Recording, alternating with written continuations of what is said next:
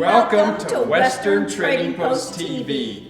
On this episode, we make a big boom when a signal cannon comes walking right through the door. And you won't believe what a Lander Blue squash blossom set sold for here at the Trading Post. This and so much more on this episode of Western Trading Post TV.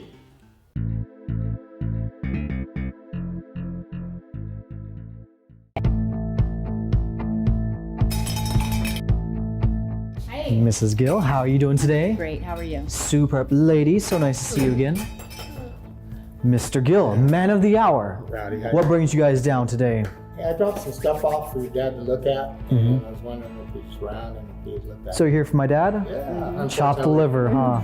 All right, guys, come on. Let's go look for him. John and Melissa, you guys dropped off this wonderful collection earlier, and I've had a chance to go through it. And wow, I am truly impressed. One of the things that I really enjoyed seeing and getting to research was this signal cannon that you brought in. And where did this come from again? It came from Tularosa, New Mexico, from my great uncle, Rayford Burnett. He was big into the war. I'd always fascinated with it as a kid, and then one day it just showed up at my mom's house. And you don't know where he got it from? No, I've looked at all the papers and stuff, and we've researched it, and we can't find anything about the inscription. Yeah, so there's an inscription on the top here that it says it was presented to the Bichloride of Gold Club in July 4th of 1891, and that had me bum-puzzled for a minute. I'm like, what is Bichloride of Gold Club? So I actually did some research and found out that the Bichloride of Gold clubs were basically an early form of Alcoholics Anonymous. It was, yeah, it was where they said that they guaranteed to cure alcoholism in a man. And so what they would do is this Dr. Keeley in like 1879, he invented this concoction which they claim had strychnine or some stuff in it that was really bad for you. And he would get these patients in and he would make them drink alcohol. He said, here, drink, get drunk.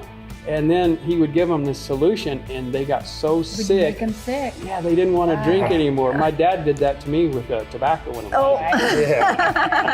was anyways, so this must have been presented by one of the Bichloride of Gold Club members, because they actually had clubs all over in like the 1880s, 1890s.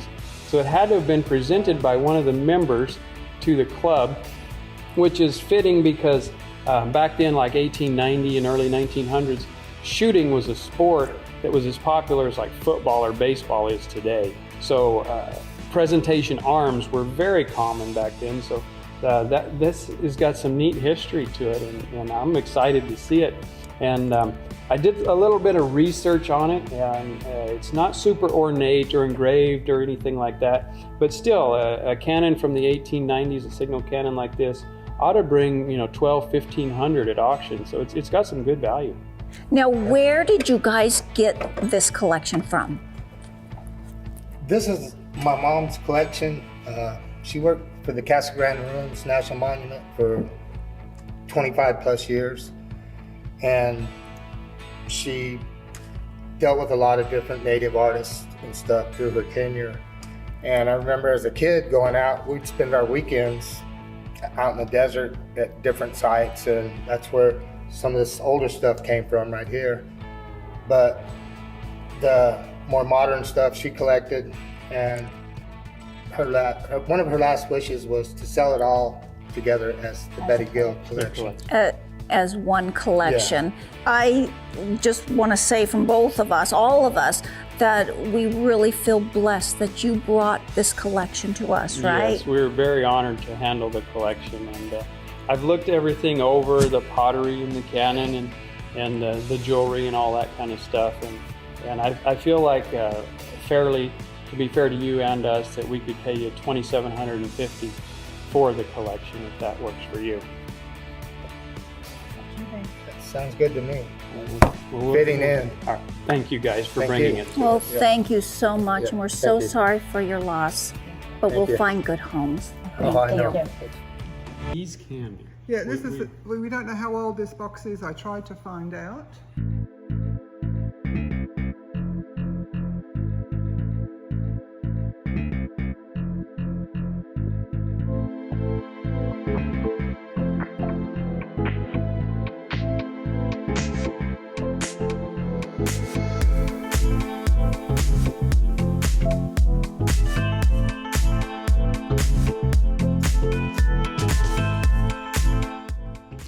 you heard of Lander Blue Turquoise, the rarest turquoise in the world? In 1973, Rita Hapgood, a blackjack dealer from Battle Mountain, Nevada, went hiking with her sisters. While out hiking, she found some really fine-looking turquoise rocks. She then went back and filed a mining claim along Indian Creek, which borders the Lander Ranch in Lander County, Nevada. Rita then sold the claim for $10,000 to Marvin Syme and Hank Dorian, who then brought in Bob Johnson to work the mine. The Lander mine turned out to be a hat mine, which is a way of saying that the mine was so small that you could cover it with your hat. Only about 100 pounds of high-grade turquoise was extracted from the claim. Lander Blue Turquoise is now considered to be the finest and most rare turquoise in the world. It is known for its beautiful medium to deep blue spiderwebbing pattern against a dark black, almost iridescent looking matrix. A lot of people out there think that they have a piece of Lander Blue Turquoise when they get a nice looking piece of dark blue spiderweb turquoise with black matrix. However, there is quite a bit of turquoise that comes out of China that can look similar to Lander Blue. And there is even some mines here in the US that have produced pockets of spiderweb turquoise that gets mistaken for Lander Blue. In the early 1970s, a man named Jerry Eglund and his wife Barbara were involved in several business ventures in the Gallup, New Mexico area, one of which was a company called the Montana Mining Company. About that time, a major turquoise jewelry boom was gaining momentum, and the Eglunds were eager to invest in turquoise. As the story goes, the Eglunds were one of the prominent early investors in the Lander Blue Turquoise and wound up acquiring one of the largest private collections of authentic Lander Blue Turquoise around. Their collection has even been highlighted in a book, Turquoise, the Gem of the Centuries, written by Oscar Branson and published in 1975. The Eglund Turquoise collection was well known in turquoise circles up until the time of their passing in recent years.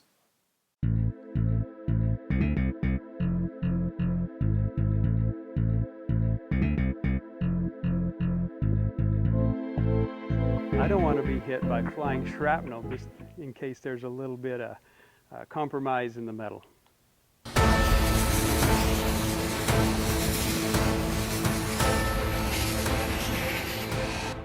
Today we are going to shoot our 1890s signal cannon. But in preparation for firing this thing, I happened to look down the barrel and discovered it was about 3/4 of the way full of who knows what. So I found these handy dandy little tools right here, and I went to work. It took me 2.5 hours to clear the blockages. I found 3 old poker chips, a whole bunch of old newspaper, some cloth, some wood, all kinds of stuff had been jammed down the barrel of this cannon for who knows what purpose. But after 2.5 hours, we've got it cleaned. I've cleaned it out, inspected it, it all looks good. And we're ready to go. I brought along the things that we're gonna need to fire this. So the things we're gonna need here is black powder, some wadding, fuse. I have a tamping bar here, and of course, a handy dandy lighter. So first we're gonna start off with the fuse. We're gonna insert the fuse in the touch hole there. Make sure it's in good, and they're good all the way. And then we're gonna add about 3 capfuls of black powder.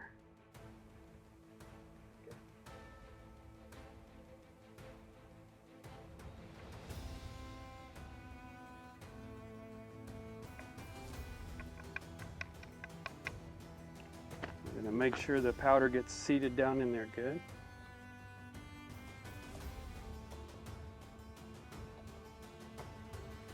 Next, we're going to use a paper towel for the wadding here, and a wood dowel to pack it down in there with. Another one for good luck.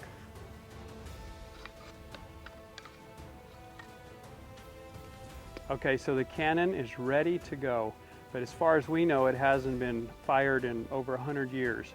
So to be safe, just to be safe, we're going to set the cannon out there in the driveway a little ways, and then I'm going to light it with about a 30-second fuse and get behind the wall here.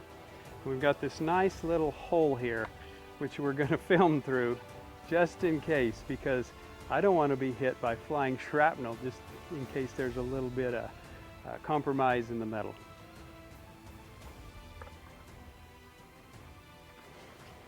All right, you guys get in the deal there.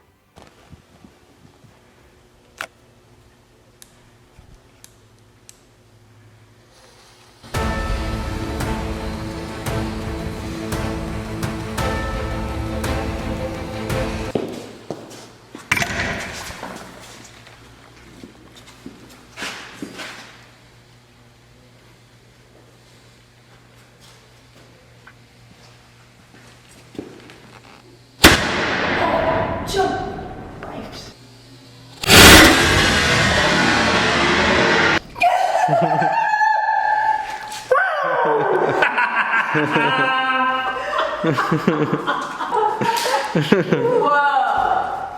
Okay. I told everybody at church they might hear a boom. So, it's still little black smoke coming out of there. It made one heck of a loud boom. It blew the paper towel way out there, which is still on fire. All right, so that was one heck of a loud boom. The whole neighborhood is deathly quiet right now. Not even the birds are peeping. And there's still a little bit of smoke wisping out of the cannon here. I've inspected it, everything looks good. So I'm gonna say that this was one great success in firing an 1890s signal cannon. Lot number 99 is 1890s signal cannon presentation. Lot number 99, Bobbi, is the signal cannon. Lot number 99, you're gonna carry that in here? 2,000 now, 2250. 2,000 now, 2250, but 2250 in the bottom, 2250. 2,000 now, 2250. Sold at $2,000 your way, Mary. Jim Olson. Hi there, how are you? I'm doing well. I don't know if you remember me, Mary Fortuna. Oh yes, from online We're friends on Facebook. and Bagao. you bought right the belt here. buckle Yes, from sir, us. I did. remember that, yes. My favorite. Cool, and so you brought me some goodies today? I did. I brought you a lot of years of my life here. Okay. So, and I wanted to share them, and I couldn't think of a better place to sell them than the Western Trading Post. So you're wanting to sell some items today? Absolutely, yes, sir. Okay, I understand that. We get that all the time. These are some great items here. What can you tell me about them? I can tell you that it's all natural turquoise. It's things that I've collected for a long time. Some pieces from Arizona rock, revival piece of Madrakla, number 8 turquoise, Bruce Eckhart, lapidary, Noah Pfeffer, Anglo jeweler. Wow, so this caught my eye right away. That's a stunning ring. 90 carats of Caraco Lake turquoise. Caraco out of Lake, yeah. Nevada, yes. That is a stunner. Tufa cast shank. Yeah, I see that. Wow, that's a nice ring. And this one? Royston. Mm-hmm. Royston, all Royston fabrication. Mm-hmm. Yeah. Handcrafts. This Another one, Royston. Another Royston here. Piece of lapis. Lapis. Wow.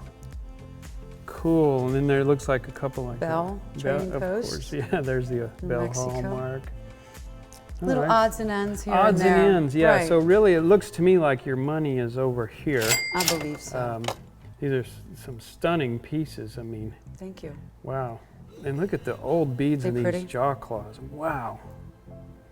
This again, I believe, is a revival piece. Some old beads, some new. So well, tell me what you're wanting to do with the collection. I want to sell it to you. Okay. I You know, do. we do have an option for auctioning as well, and sometimes you might do a little better there. I'm not Time sure. is of the essence because I'm starting my life over, Okay. and this is like one of the hardest things. Yeah. Oh, I'm sure. It's time to let this go and start a new chapter of my life. Okay. Well, we'd like to try to help you out. What are you asking for? I'm going to ask you for $3,000. 3,000. Wow. That's you know, I add as I talk. That's a habit of mine, and I think that's understand. closer to what we're going to get out of this stuff. How about 2? Can you do 25? 25. What did you bring right there? I see I a couple brought- of dresses. Actually, yes. Actually, I lived in the Rowdy Valley for about a decade, and I went into this little thrift store, and I saw these dresses hanging on, a mannequin, and then one on the wall, and I thought, those are just the grooviest dresses. I think I have to have them, so I bought them. I tell you what, how about we do 22 if you throw in the dresses? I have to have 22.11. Can you spring for the $11? $11 or 11 cents? $11. That's an odd number. How'd you come up I'm with an that? odd duck. How about that? 22.11. All right, let's do it. Beautiful, and I'm so gracious. Yeah. Thank you very much. Thank You've, you. Yeah. You've really helped me a lot. And we appreciate your business. Thank you.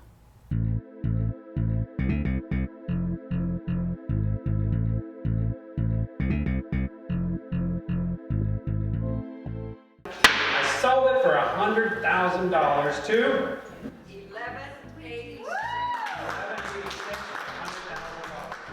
On Saturday, January 8th, 2022, Western Trading Post sold a Lander Blue Turquoise Squash Blossom set for the princely sum of $112,000.